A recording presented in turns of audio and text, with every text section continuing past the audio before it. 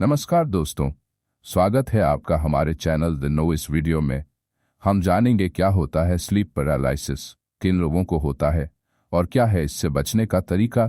तो इस वीडियो को अंत तक ज़रूर देखें। लेकिन उससे पहले अगर आप हमारे चैनल पर नए हैं तो कृपया सब्सक्राइब करें और बेल आइकन को दबाना ना भूलें ताकि आपको हमारे नए वीडियो की नोटिफिकेशन मिलती रहे। अगर आपको यह वीडियो पसंद आए लाइक और शेयर ज़रूर करें। तो चलिए बिना किसी देरी के शुरू करते हैं आज का वीडियो। स्लीप पैरालिसिस एक ऐसी स्थिति है जिसमें व्यक्ति को नींद से जागते समय या सोते समय कुछ क्षणों के लिए शरीर का कोई भी अंग हिलाने में कठिनाई होती है। इस दौरान व्यक्ति पूरी तरह से सचेत होता है, लेकिन वह अपने शरीर को हिलाने या बोलने में असमर्थ रहता है। यह स्थिति कुछ सेकंड से लेकर कुछ मिनट तक चल सकती है और अक्सर यह व्यक्ति के लिए बहुत डरावनी होती है। स्लीप पैरालिसिस के लक्षण नंबर 1, शरीर का हिलना डुलना बंद हो जाना। यह सबसे प्रमुख लक्षण है जिसमें व्यक्ति को ऐसा महसूस होता है कि उसका शरीर जकड़ गया है और वह उसे हिला नहीं सकता। नंबर 2, आभासी अनुभव, हेलुसिनेशंस। कुछ लोग इस अवस्था में डरावनी छवियां या आवाजें महसूस कर सकते हैं जो कि वास्तविक नहीं होती। नंबर 3, सांस लेने में कठिनाई।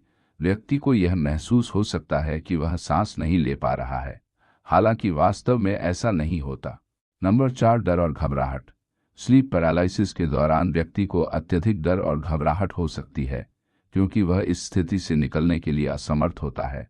नींद में पक्षाघात के कारण स्लीप पैरालिसिस का सटीक कारण अभी पूरी तरह से ज्ञात नहीं है, लेकिन कुछ कारक इसके जोखिम को बढ़ा सकते हैं। नंबर 1, नींद की खराब गुणवत्ता। यदि व्यक्ति की नींद की गुणवत्ता खराब होती है तो उसे स्लीप पैरालिसिस का अनुभव होने की संभावना अधिक होती है। नंबर 2, अनियमित नींद का चक्र।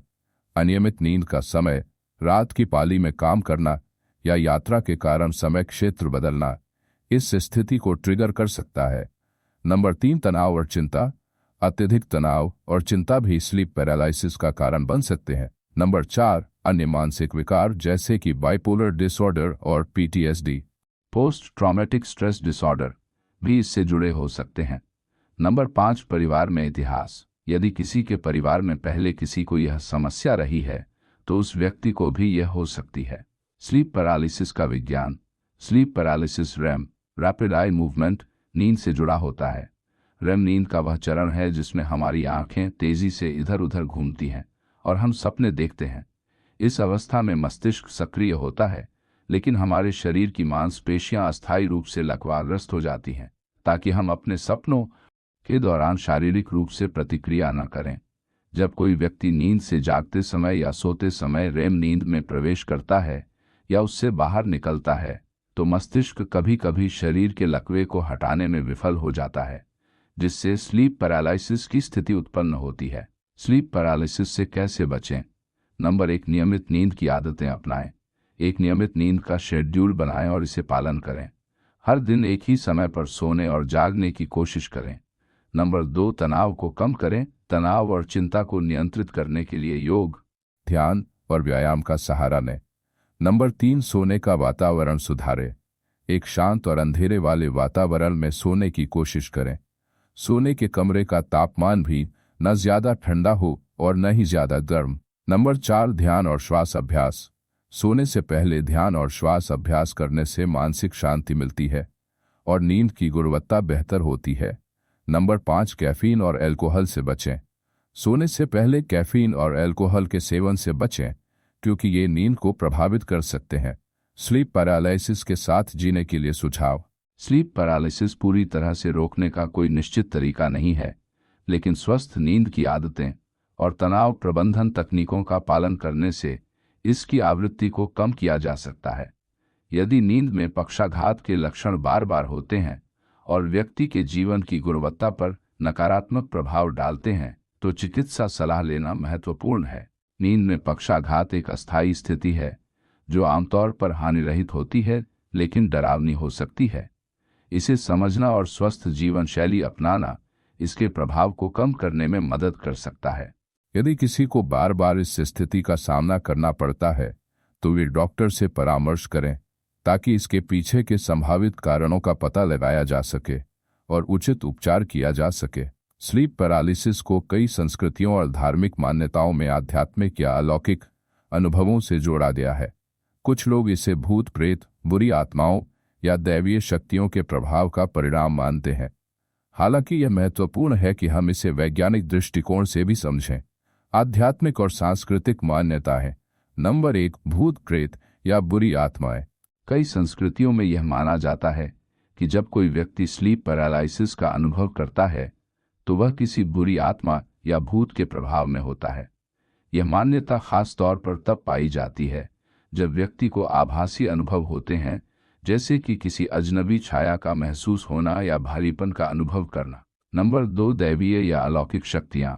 कुछ लोग इसे आध्यात्मिक अनुभव के रूप में देखते हैं, जहां वे मानते हैं कि यह किसी दैवीय शक्ति की उपस्थिति का संकेत हो सकता है। उन्हें लगता है कि इस अवस्था में वे किसी उच्चतर शक्ति से जुड़ रहे हैं। नंबर 3, पूर्वजों की आत्माएं।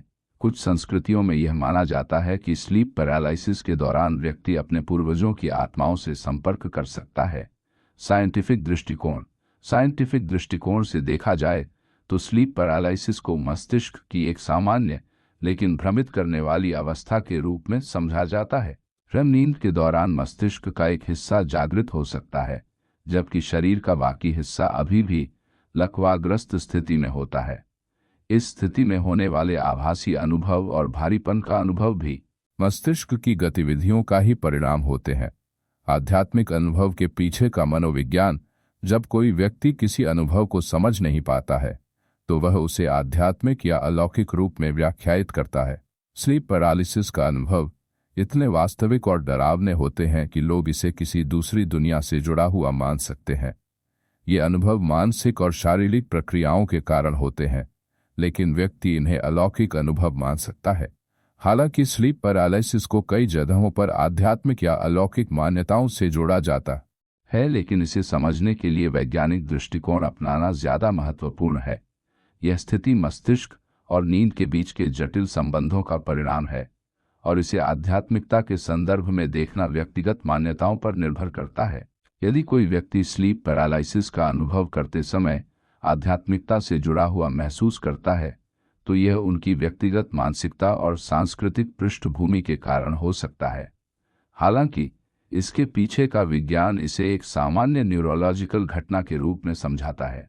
स्लीप पैरालिसिस एक ऐसी स्थिति है जो डरावनी और विचलित करने वाली हो सकती है, लेकिन ये हानिकारक नहीं होती। इसके कारण लक्षण और बचाव के उपायों को समझकर इससे बचा जा सकता है। यदि यह समस्या बार बार हो रही है तो चिकित्सकीय मदद लेना आवश्यक है। इस जानकारी के माध्यम से आप स्लीप पैरालिसिस को समझ सकते हैं और इससे बचने के उपाय कर सकते हैं। तो दोस्तों, आज की वीडियो में हमने यह जाना कि स्लीप पैरालिसिस किन लोगों को होता है और क्या है इससे बचने का तरीका।